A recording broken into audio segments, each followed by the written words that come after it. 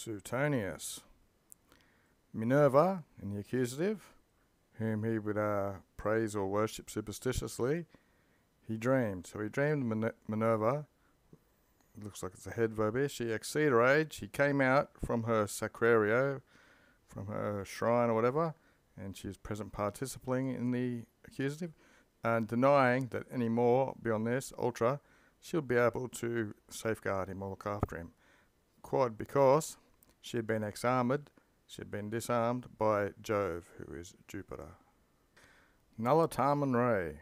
There was no matter, nevertheless, yet or still, which commodest him, which moved him just so, or as much as, then, by this response, in the casu, the outcome or something, or the fate, maybe, given by this guy, a mathematician, which means he's an astrologer, masculine tonus.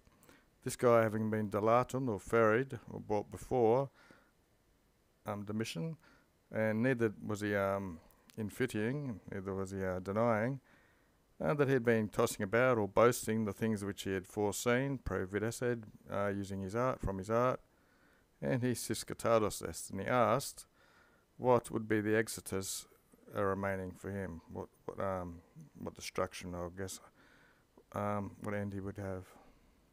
Et affirmentem fore, and it was affirmed fore means in the future, that brevi, in a brief period of time, shortly, he would be lacerated by dogs. This would be the exitus.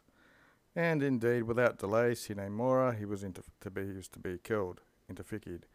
But to co-argue, to argue against the temerity is usually rashness, probably random here, arguing against the randomness of this art, he improvisated. He ordered him to be buried, also with a lot of care, cura's care, acts a compound of it. Quod cum firet. So while this was happening, you might want to say, it happened that, with a sudden, a repentine tempest. A tempest is a storm. I'm pretty sure even Shakespeare, one of his poems was The Tempest or something.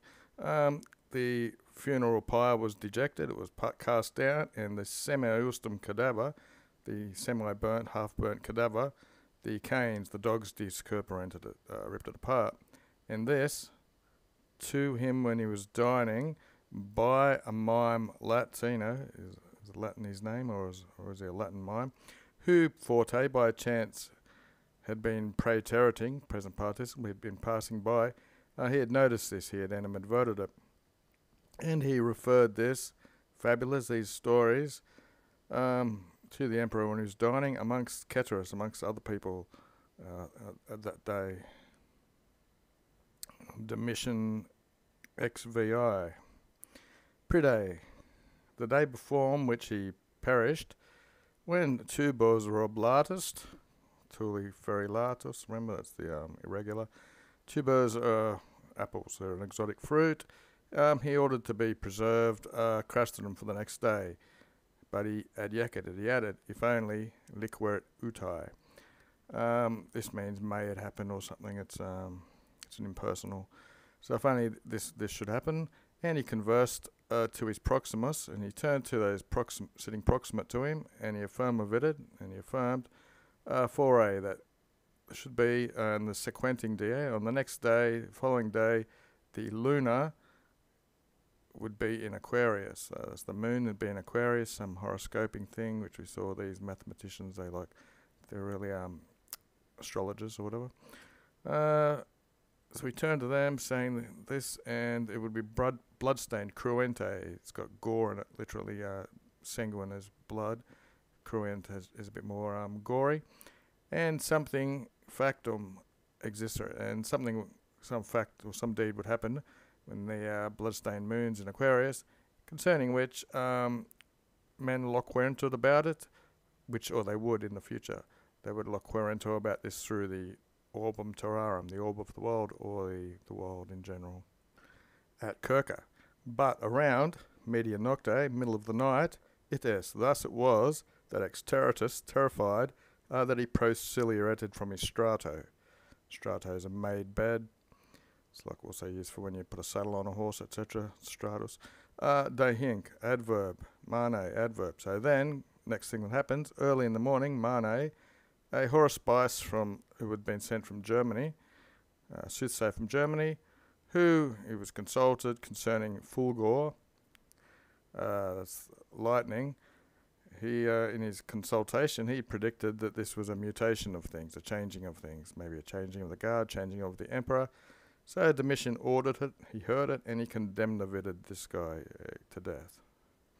Ac duum, and while ulcerates, sort of bleeding, if you know what ulcers are, in front, on his forehead, there was a verrucunam exultering. There was an ulcerated wart, and he was scalping it rather vehemently. He was scratching it vehemently, with sanguine profluenting, with blood flowing.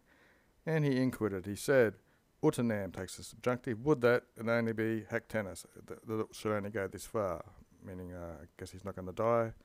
There's also a lack of verb in it.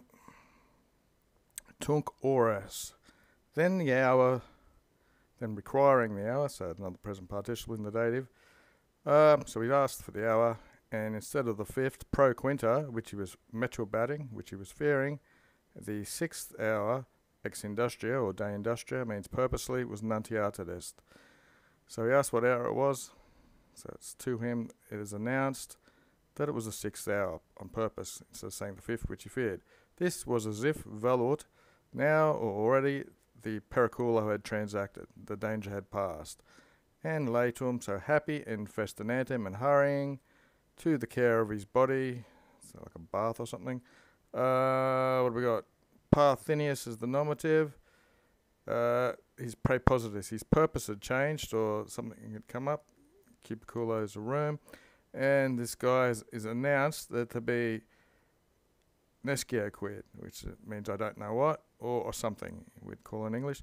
So he announced that there was a great something which needed to be done, afferred, and it could not be differendum, it could not be put off or delayed.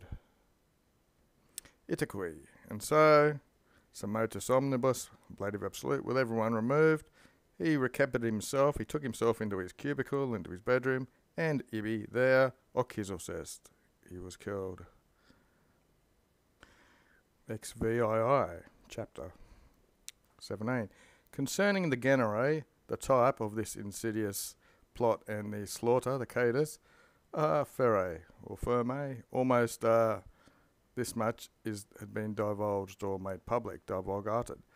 With all of his conspirators, the quanto, the when, and the quomodo, the how and when he should be a gradiente, when he should be attacked, and there's a nay here for question. Should it be when he's levanting or cananting? When he's washing or eating? Stephanus, the procurator of Domitilla, that's a way of putting it, and then Reus, someone who's been accused of intercepting the pecunia, of embezzling money, he obtuled, he offered his plan and some his counsel and to lend a hand, a bit of opera. Okay, so here's a daily dictionary I'll add. The tubor, the exotic fruit, or the bush. And there's a couple of different things about it there. Tubors, it was in the first line, which is translated as apples as well. And brachios, the sinister hand, his sinister arm, as if he was sick, aggro, with fasces of wool, so it's like little cloths or strips of wool. So as if he was sick, his left arm per aliquot days, for several days, aliquot doesn't decline, to avert suspicion was obvoltude. So his arm up here, his brachio, was obvoltude. It was wrapped up with these bandages, you might want to say, so it looked like he was sick, to the hour, and he killed him. Now this dolorem would mean pain. There's also other manuscripts that have dolo, which is a trick. So that a dagger would be the trick if he had a weapon wrapped up in it. Nearly done. Professesque, and professing to be an indicum, which index finger means you're pointing, so he would be a witness of this conspiracy. He was pointing out he's betraying a conspiracy, you might say, and hobos, and because of this thing, he'd been admitted into this room to the legenting, to someone who was reading the Traditum Libellum, so this book which had been handed to him by this murderer to the reading princeps, who was also a tonito, who was astonished. Then this traitor here suppotted him, he dug him in the loins and the inguina. So he must have pulled out this knife, and while this guy was reading the paper he'd handed him, he stabbed him. Sorcium in repugnatum. Sorcium would be the state that he's in. He's wounded and he's doing action here. He's repugning. He's fighting back. Claudonius, his suborn, whatever a corniculus does, he ad autot, he arose. And Maximus, a freedman, a libertus of Parthian origin. And Sator, that's the third person or fourth person, a decurio of the bedroom, someone who works there. And indeed from the gladiatorial ludo, the gladiatorial school, and they contuderanted him with 7 vulnerabuses. So they cut him down with 7 wounds. A pua, a boy who at the altar of the La god of the cubicle, so there must be an altar in the room, who caught from habit, ex-constituting, he was assisting something to do with worshipping the La. He interfered. He was there at the slaughter. And he narrated amply. He narrated more of what had happened. He'd been Yusumed, he'd been ordered by Domitian. Did I point out who this Domitian? That was Domitian's niece up there. Okay, anyway, he'd been ordered by Domitian immediately at the primum vulnum, at the first wound, to perigorate, to stretch out a pugione, which is a dagger, which had been subdiatumed pulvino, which had been, this dagger had been hidden under, sub means under the pillow, the pulvino. He was ordered to fetch this knife at the first wound and to vocare the attendants, the ministers. But neither to this head of the bed was there quidquam, anything, with the exception of a hilt, so that's a bit odd. And praeter, besides, clausa omnia reperissare would mean to have found, and omnia is all. Okay. At qui interim, and meanwhile, he, I guess no one else could get in because everything was closed up, the doors maybe and the windows, having a reptoed Stephano, having grabbed hold of Stephano, DUI. For a long time they were colloquatum, they were wrestling, and he was led Stephen to the ground.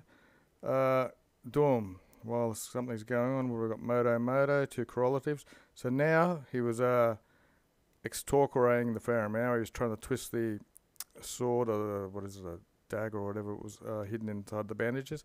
And now, although his fingers, his digits had been laniatus, been cut up, he was connotoring. He was trying to dig out the eyes.